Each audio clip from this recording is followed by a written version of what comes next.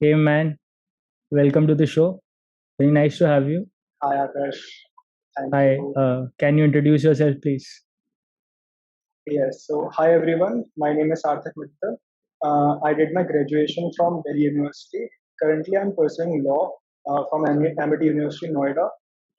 In December last year, I completed the course of company secretary. So yeah, I'm a huge sports enthusiast, and now 2 years of college, and then into the corporate world we go. Right, all the best. So, Thank you. what does a company secretary is? So basically, a company secretary is basically the main officer who looks after the compliance requirements of an organization Hmm. as required by SEBI as per the circular 14. Every listed entity is now required to appoint, mandatorily required to appoint a company secretary who looks after the compliances. Now, the main function of a company secretary as a compliance officer is that it ensures that the organization follows the laws in a proper manner and in a timely manner, importantly. Secondly, it reports to these organizations, these bodies like SEBI, like the RBI, the Competition Commission, informing them that the organization is compliant with the applicable laws and that there's no deal in the compliance. Right, Thirdly, and one of what I feel is one of the most important role of a company secretary as a compliance officer is that it monitors the grievance redressal division of a listed entity. So basically, what this division does is it addresses the complaints of the investors and the customers.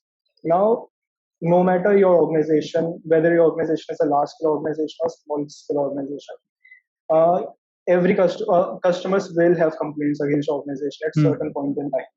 Right, Now, what is important for an organization to survive in an industry is that how effectively and how timely they address these customer complaints.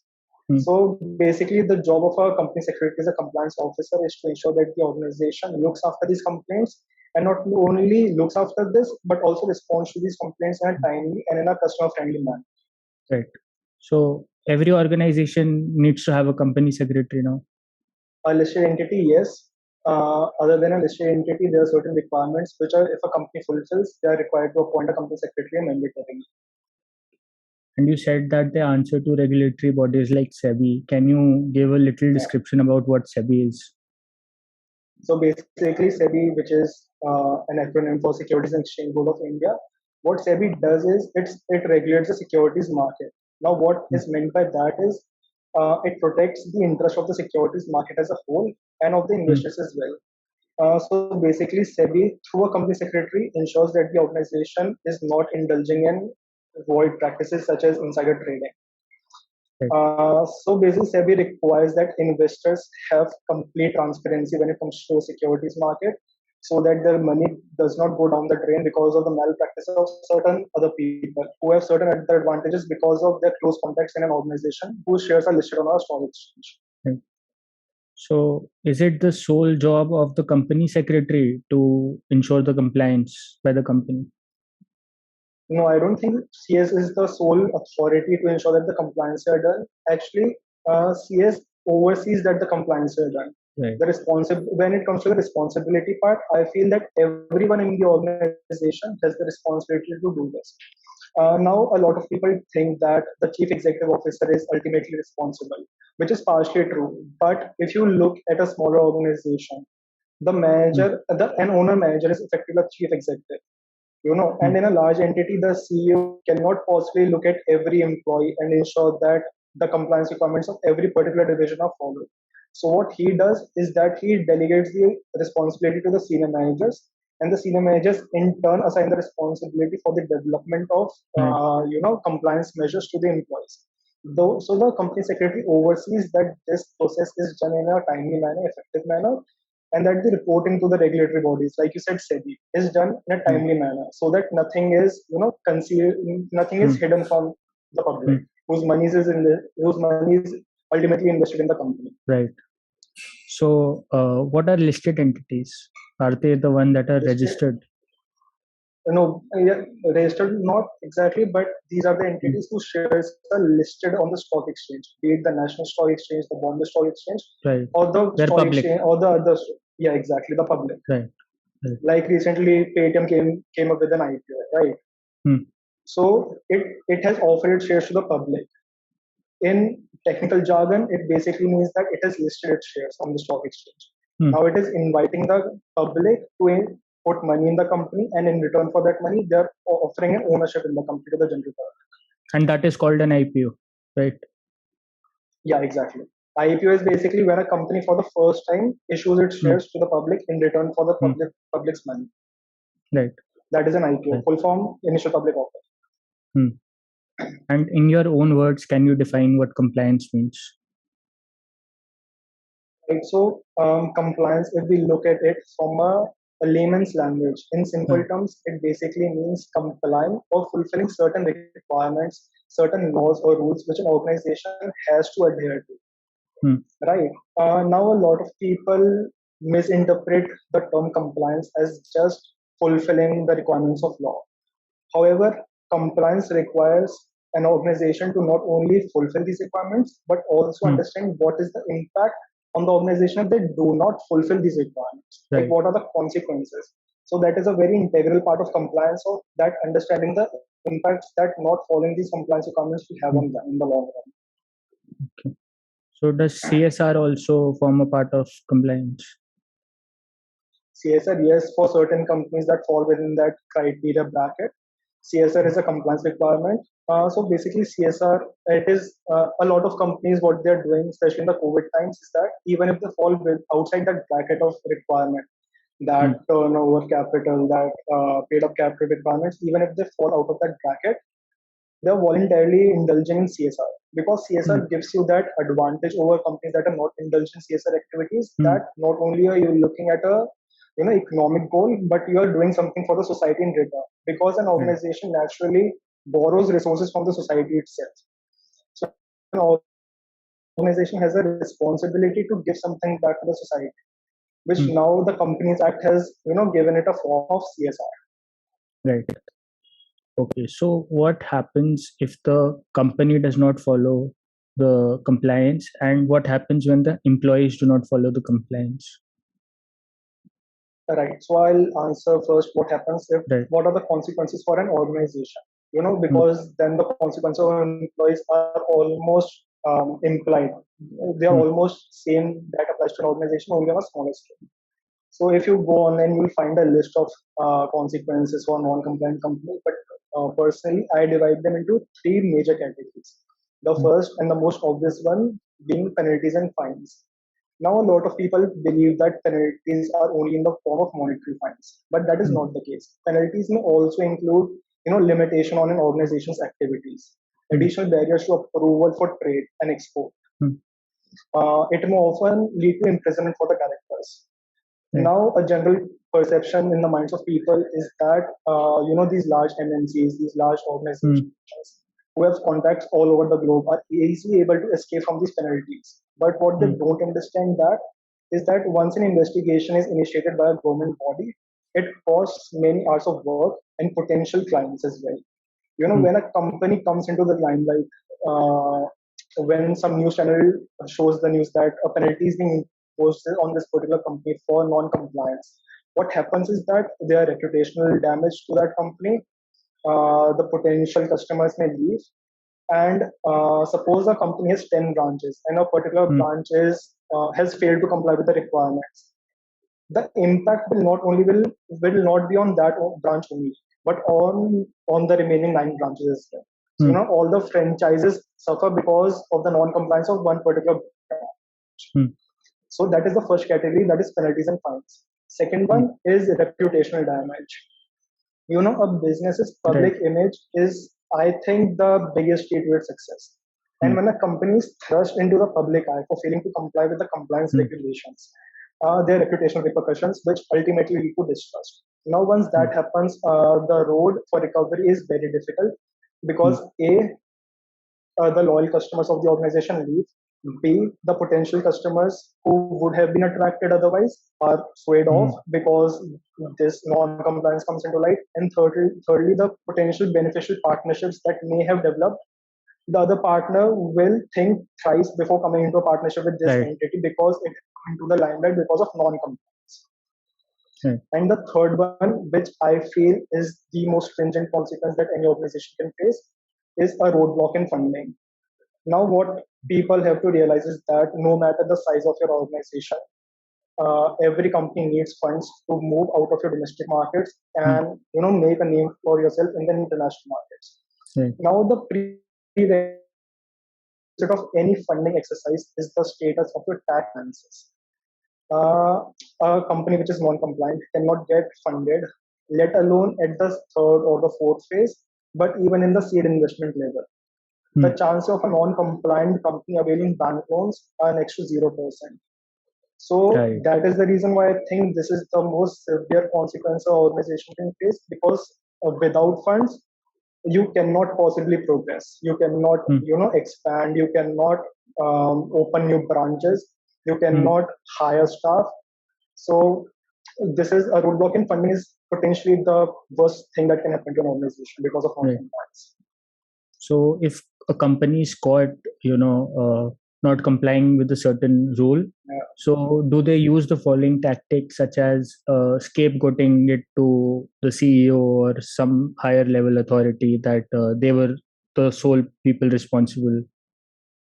See again, I think it depends on the size of the organization, because in a small organization, the CEO is effectively an owner manager. You see, Right. there are not a lot of people who are lower in position than him. He, Hmm. in a small organization, he basically oversees the entire function of the organization. So if a smaller entity gets caught for non-compliance, Hmm. the CEO will be scapegoated, and he does not have much options to play the blame game with some other person. Right. However, in a large organization, when you see a CEO getting caught or a company getting caught for non-compliance Hmm. and the CEO being come into the limelight, he will always name three or four MBs, the directors, who he will name were partners with him in this non-compliance, who were aware of this non-compliance. But just because they were earning, they were profiting from this non-compliance, they were not, in the sense that the company was not bearing the cost of these compliances, and Right. henceforth they were able to earn more profits. In a large Right. organization, even if the CEO is scapegoated, it is not practically possible that he will go away.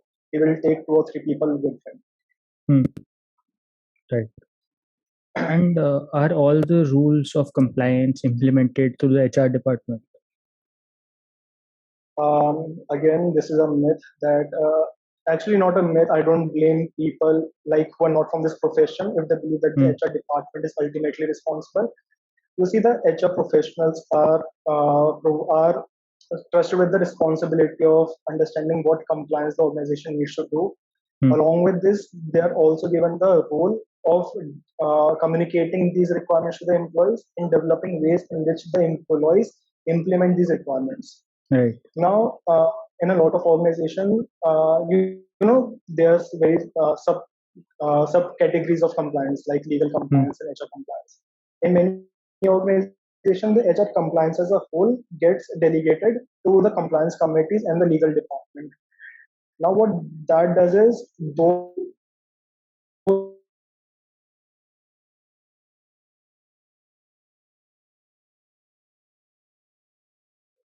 Right. Please go on. Yeah. So basically, what happens is that in some organizations, the HR compliance gets Hmm. delegated to the legal departments and the compliance Right. committees. Now, what that does is that although the personnel in the legal department knows what requirements, what the compliance requirements are, but they do not know the appropriate personnel who can carry out these requirements effectively. Hmm. That is the job of the HR personnel. Right. So basically, what happens is that although every compliance in nutshell requires the key players from several departments to come together, but the HR manager has to be on top always, because he knows the appropriate type of personnel, he knows what are their skills, and how far they can develop their skills to meet the Hmm. dynamic environment and the new compliance requirements that are covering every. Right. So awareness is very important for ensuring compliance, right? So Yeah. how is it ensured? Like, are corporate training videos shown or camps are given to the employees?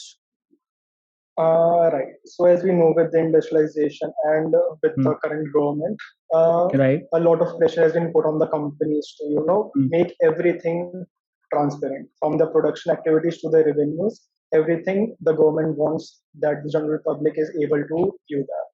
They want absolute transparency, and they are Hmm. not willing to compromise on the transparency. And keeping in view, a lot of compliance requirements are coming, and the laws are getting amended almost every month, which Hmm. makes the compliance requirements even more burdensome. Now, it is impossible for one to expect the compliance officer to keep track of all the changes on a regular basis, right? Right. And to understand the impact on the organization immediately. Hmm. So what happens is that the professional bodies, the central government, and the state governments conduct seminars and conferences to impart knowledge on not only the importance but as to how and at what intervals the compliance requirements has to be done. Hmm. A good example of this I can think of is a recent compliance requirement came where the entities were required to, submit a business responsibility report at the end of the year. Hmm. Now, since this is a new concept, the entities were facing difficulties in preparing this report in the absence of expert guidance. Hmm. So, what the professional bodies in various jurisdictions did is that they conducted seminars, they invited the professionals, and they imparted knowledge to them as to what the compliance requirements are.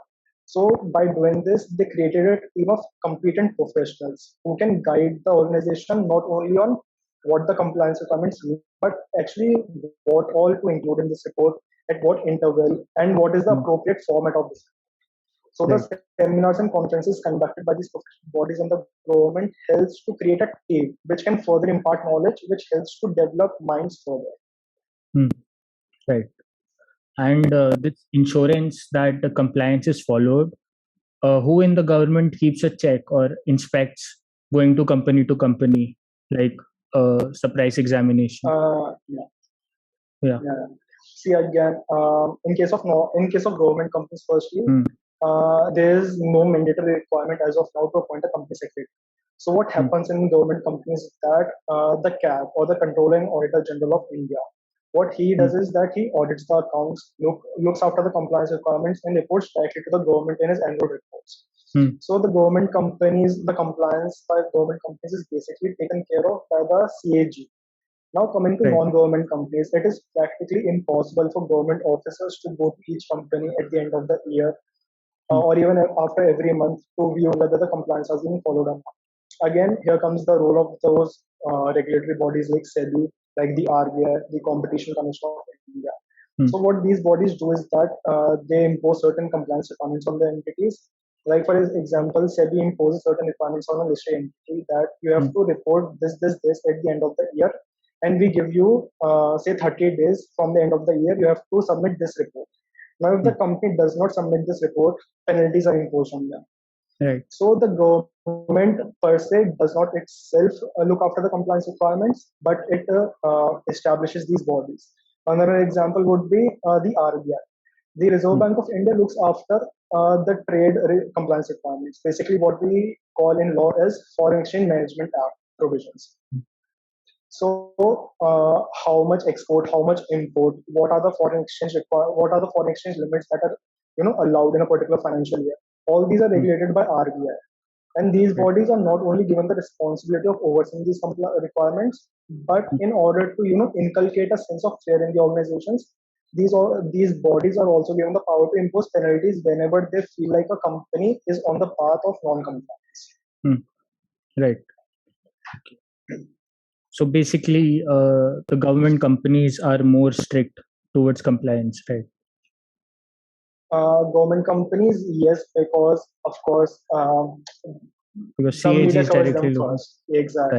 Right. Right. Firstly, the CAG reports directly to the central government. Hmm. In case of non-government companies, SEBI imposes the penalty. Now, if the Hmm. company does not, comply with these penal provisions as well, the SEBI Hmm. reports to a higher authority, and Right. there's the tribunal. Then there's the appellate tribunal. Then Hmm. the issue comes in the knowledge of the central government. Right. Okay. So the So company does knows that if they have yeah, contacts or if they are able. yeah. Please go ahead. Yeah, so if they're Yeah. able to, reach the appellant tribunal, they are Hmm. effectively safe for another 2 or 3 years, because as we Hmm. all know, the cases are piled up in the Indian judiciary.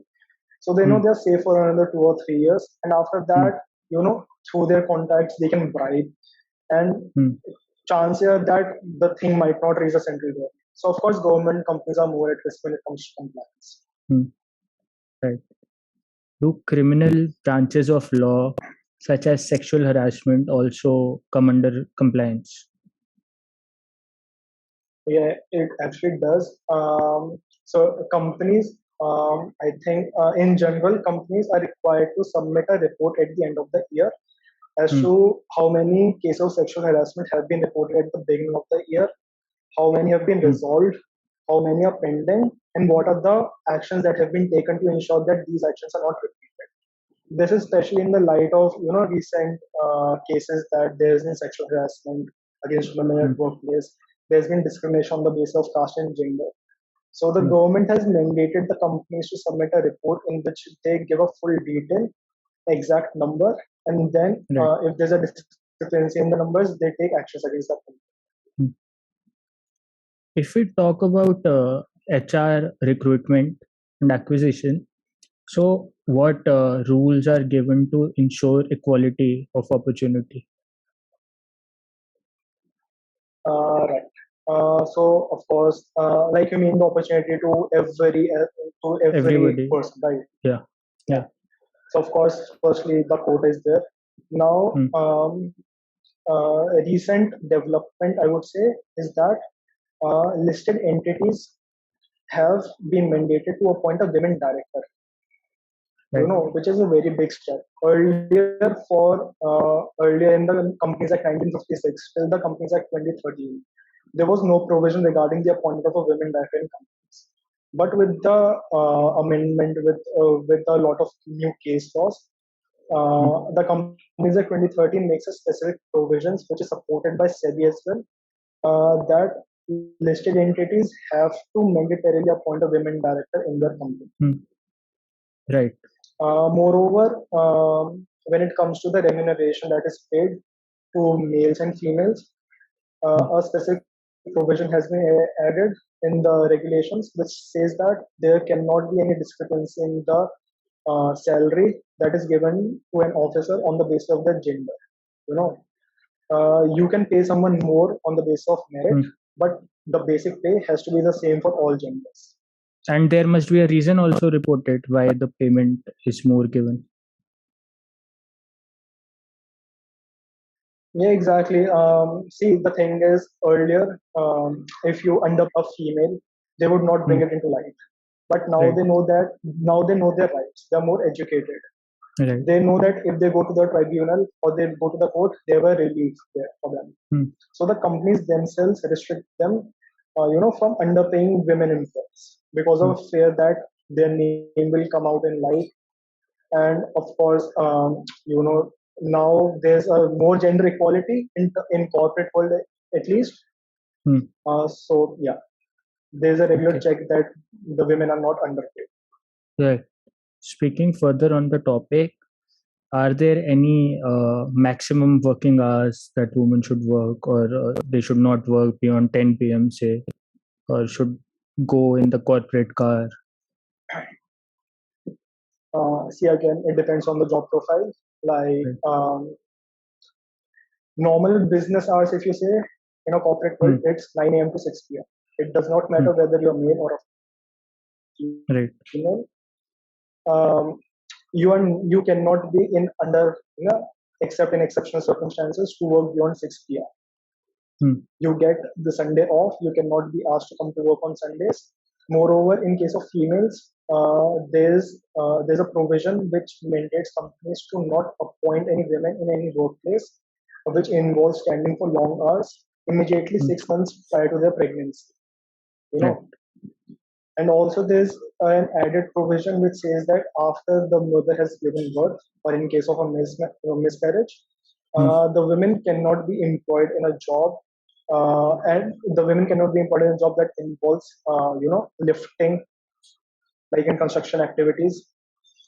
They cannot be forced to stay at work beyond Hmm. beyond that 6 p.m. Right. limit that has been set. Moreover, they have to be paid the maternity leave. Hmm. If they are not, actions will be taken against them if the pregnant women are denied the leaves. So Hmm. there have been regulations now which protect the interest of pregnant women, and irrespectively, not only pregnant women but women in general. That firstly, that they are not underpaid, they are not Hmm. discriminated on the basis of the gender, and they are not made to work more than men. Right. And the HR department ensures that. Yeah, HR department ensures that the managers do not impose these unfair burdens on women. And if they Hmm. do so, the HR managers have the authority to report it to the higher ups like the CEOs, the COOs, who can then take action against these division heads for imposing these unfair burdens. Okay. And what if the CEO makes an untoward pass towards the employee? Now the HR cannot go towards the CEO. So what can they do Yeah. in that case? So now what the HR can do is work with the women employee who has been Hmm. sexually harassed or has been subject to the inappropriate remarks, and there's a recourse for them in the court. So what happens then is, because the HR oversees all these personnel, his Hmm. word will stay in the court, right? Hmm. He will have a strong backing. The women employee will have a strong backing from the HR manager. And Hmm. then once this comes into light, he supports the women's claim that yes, the CEO made inappropriate remarks towards this woman. Hmm. Then legal proceedings begins against the CEO.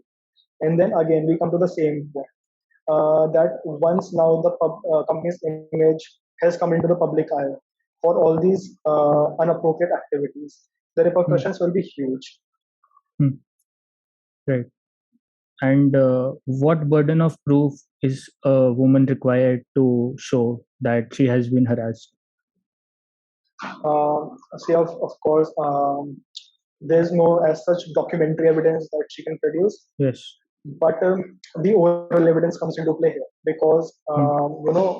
she can ask the HR manager that you have been observing this and I want you to be on my side, Hmm. and you tell the truth as it is Hmm. on the face of it.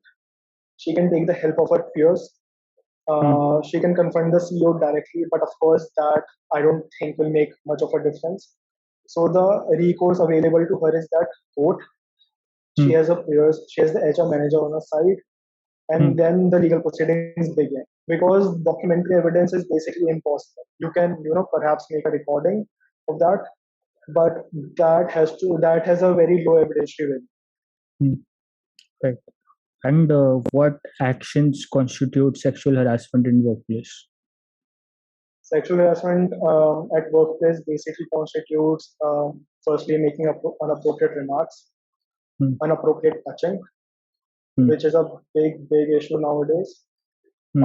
Other than that, apart from sexual harassment, there could be also mental trauma that is imposed on the women. Right. Like forcing her to work for longer hours, and despite Hmm. that, not paying her accordingly or Hmm. underpaying her in general. Sexual harassment may also include, like, for example, the CEO, if he briefs the team in general, right, that's fine.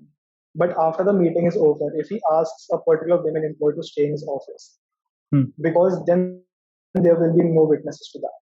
And then he makes inappropriate gestures, inappropriate remarks to others. Then that also constitutes sexual harassment. Right. Okay. It was very informative talking to you, and you shared some great insights, And Sarthak. I'll pause the recording. it was great talking to you, Ash. Yeah, it was.